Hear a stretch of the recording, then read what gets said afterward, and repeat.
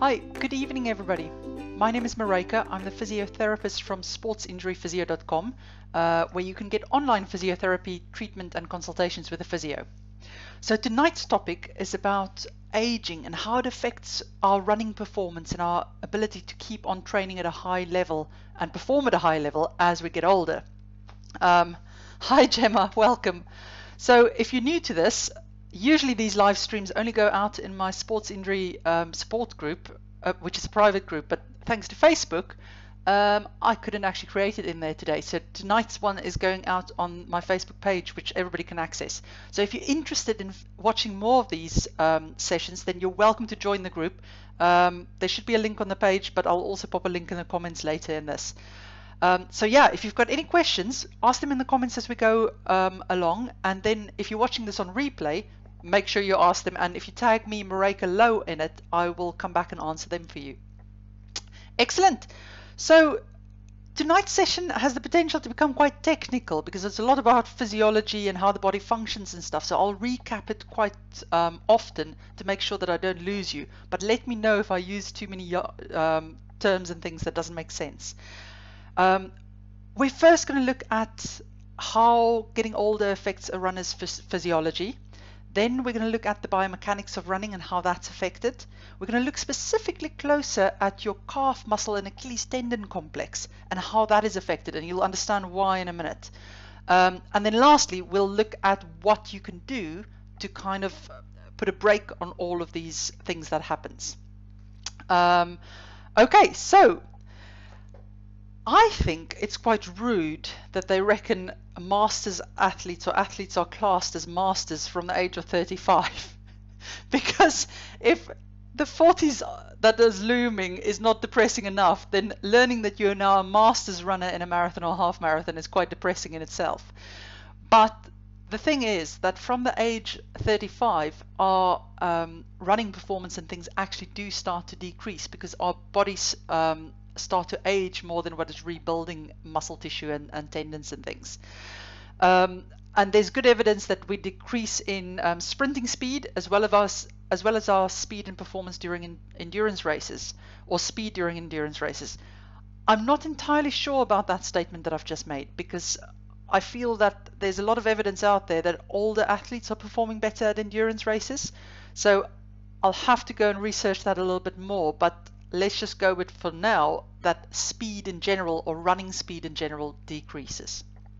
And the decrease in performance that we see is down to quite a few different factors together. There's not just one thing, but different things that comes together. And I'm going to roughly separate them into biomechanical issues, which is anything to do with how our bodies move. So the range of movement our joints go through, the amount of force we're able to produce through our muscles, things like that counts as biomechanics. Then I'm also going to look at the physiology, so your cardiovascular system, so your heart, your lungs, how well we use oxygen and energy sources in our bodies. That counts as physiological changes. And actually, let's start with those. So as we get older, our cardiovascular system, the function decreases. So that is how well your heart pumps, how the volume of blood it puts out, your heart rate, things like that. It naturally reduces. But when we run, we actually decreases how quickly that reduces. Does that even make sense, that sentence? You can put a brake on that. Now, one of the biggest physiological changes for endurance athletes is that the aerobic capacity, or Vo2 Max, decreases. Now, Vo2 Max, or aerobic capacity, is defined as the maximum, let me just read that because I always get it wrong, is defined as the maximum rate at which your heart, lungs and muscles can effectively use oxygen during exercise. So to understand that again, Vo2 Max, or aerobic capacity, refers to how well you use oxygen, and it's the maximum rate that you can use oxygen at when you're exercising at a very high level. And people with high Vo2 maxes are very good at endurance sports because you use a lot of oxygen during that as well. Now, the good news is that people who have done endurance training throughout their lives, at the age of 80, their VO2 max or aerobic capacity is about double that of a sedentary person of their age. So you're already giving yourself double the chance of good lung function and how well your muscles and everything uses oxygen if you keep on training throughout life. Now, unfortunately, the research seems to show that our VO2 max decreases by about 7% per decade. So for every 10-year block between the ages of 30 and 80. And that's for people who run. So if you don't exercise and you don't do endurance training and things, your VO2 max goes down even quicker than that. But if we train and if we keep on training, it decreases by roughly 7% per decade.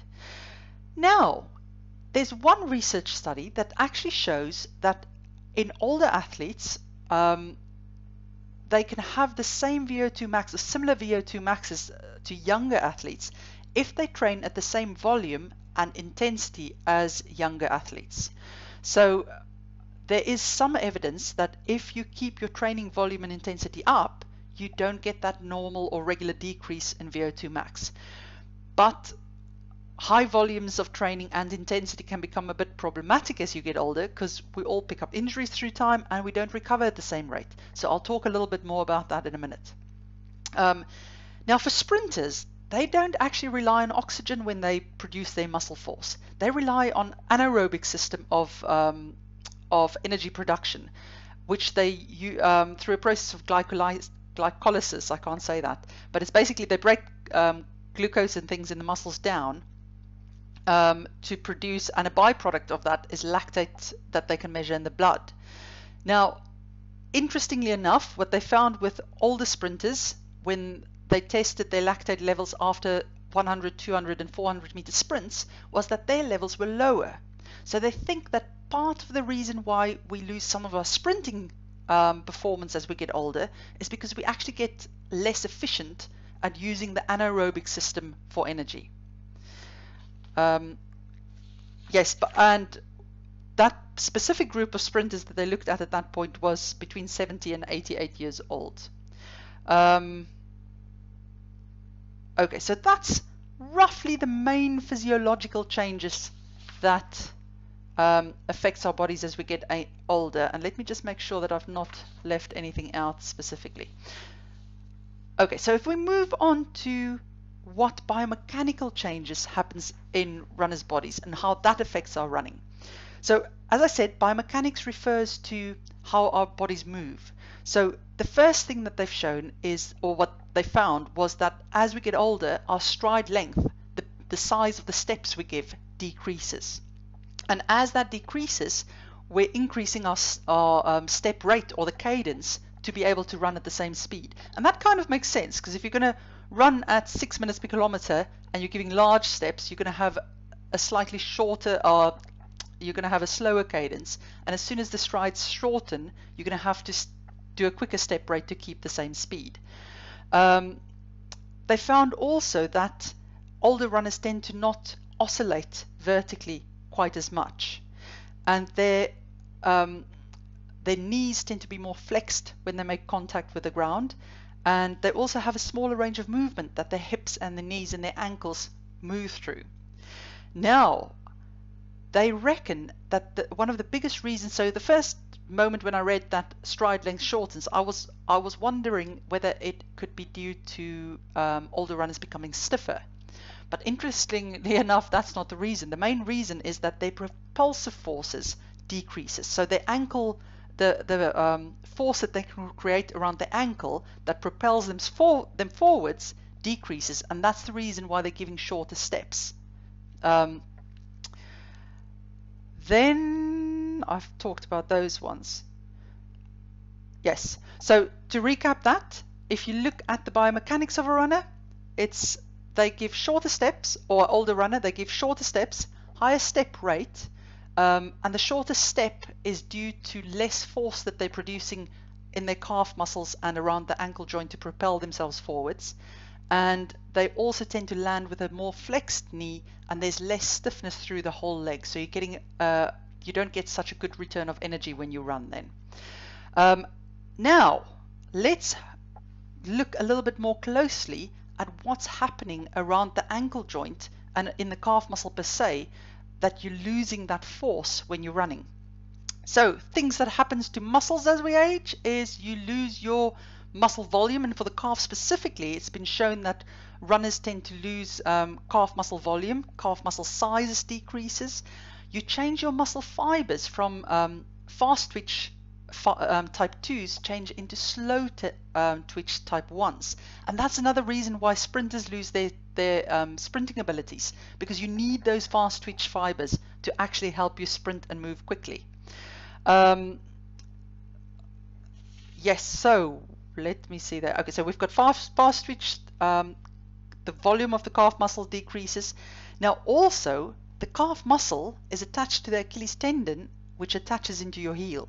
So it's not really it's of no use if your calf muscle is strong but your Achilles tendon isn't strong.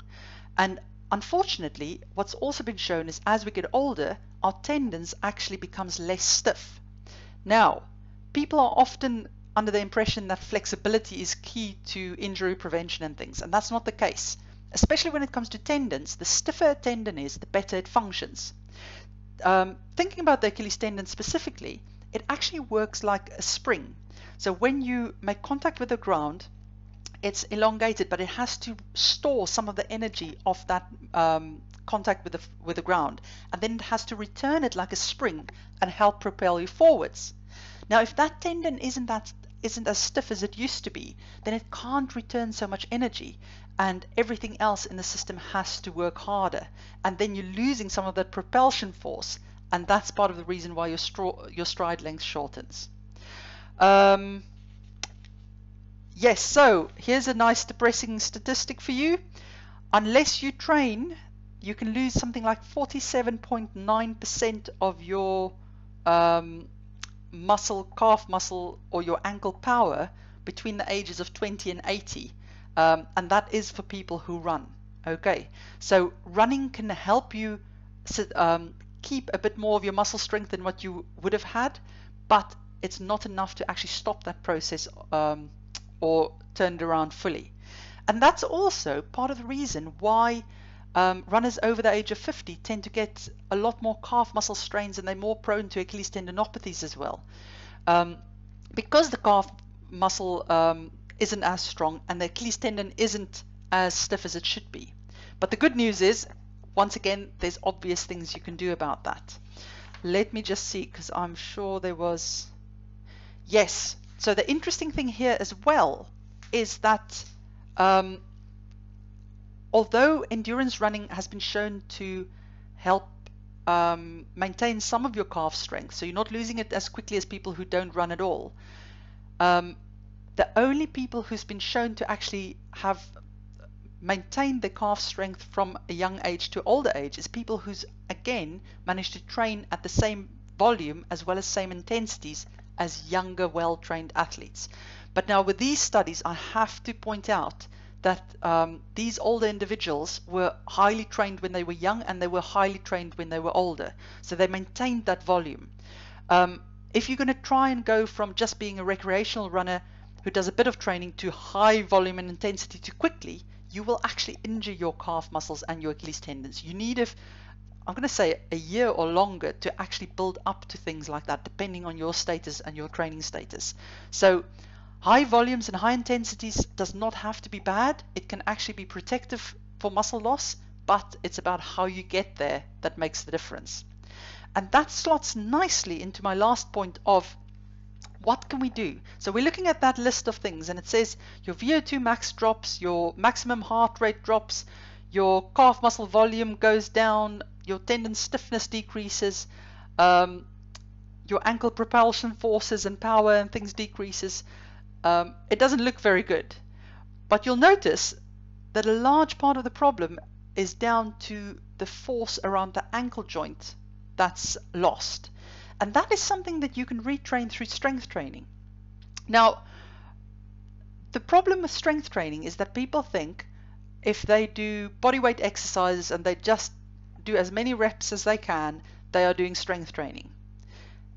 Yes, to an extent that will be strength training for somebody who's not done any strength training before, but if you can easily do 3 sets of 15 of an exercise and you're not even tired after that, that doesn't count as strength training anymore.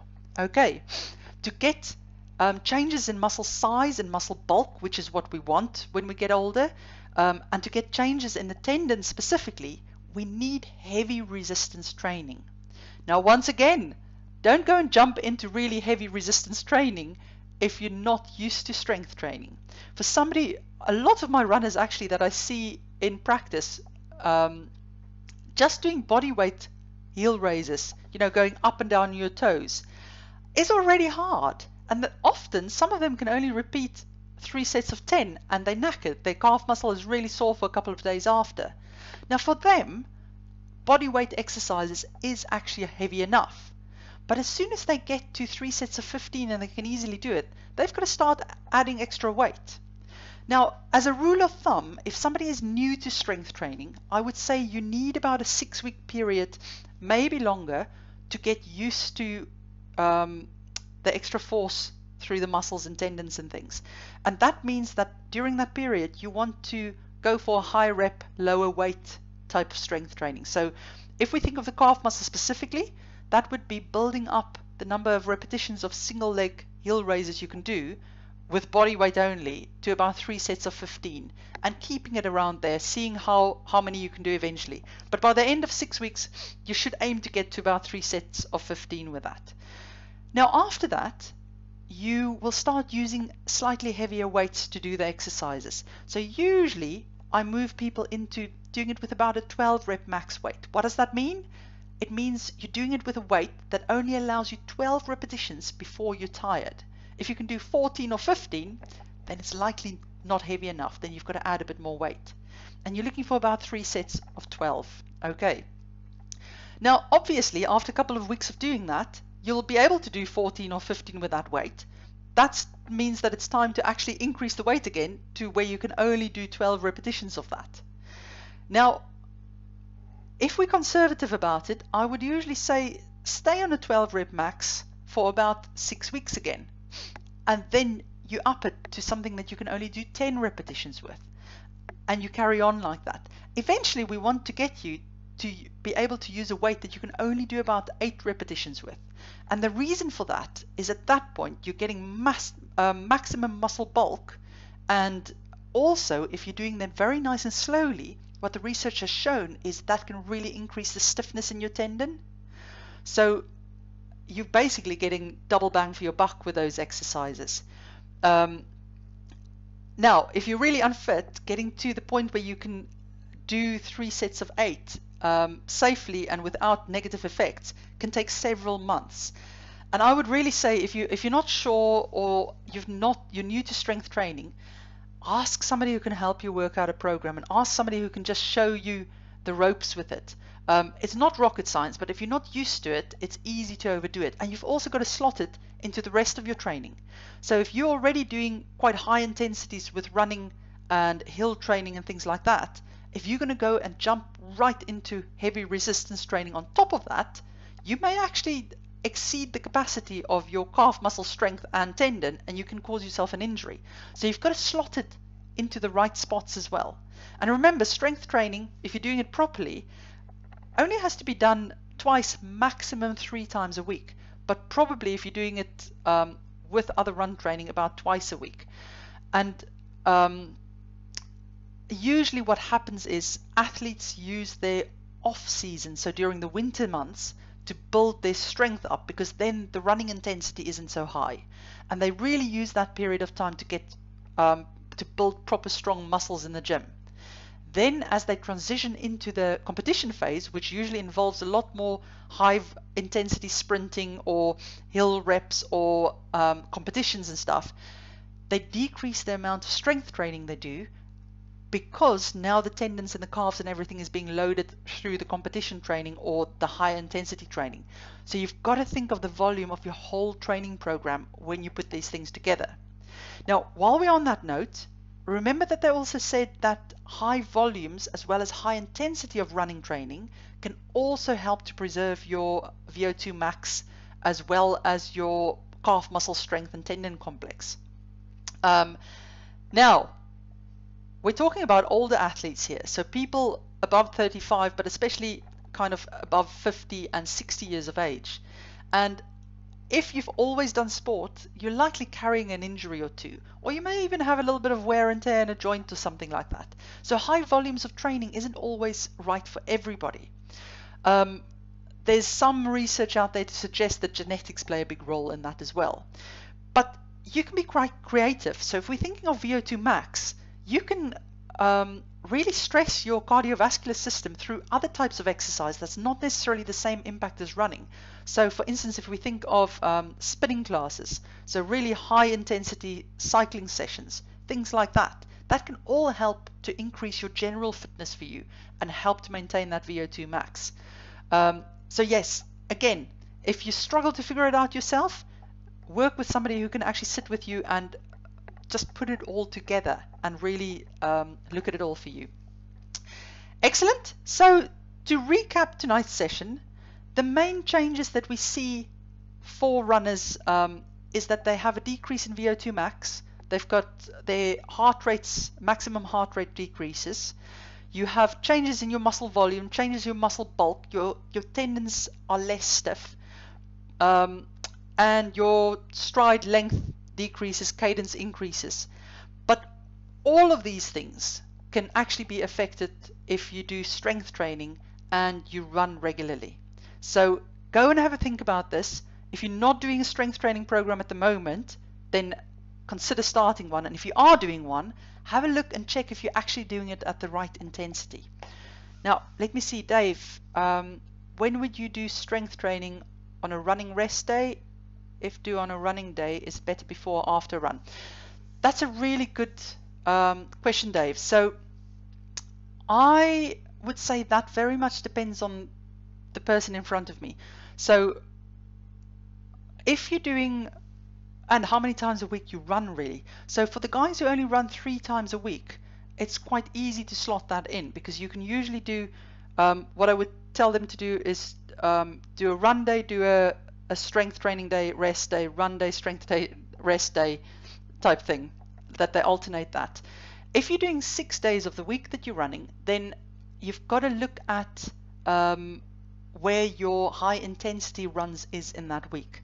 So say for instance you're doing a high intensity run today, it's not the day to do strength training on that same day. Okay, if you've got a high intensity session tonight, tomorrow's a rest day, I would probably do the strength training in the evening so that you give it as much time to recover as you can before you do that.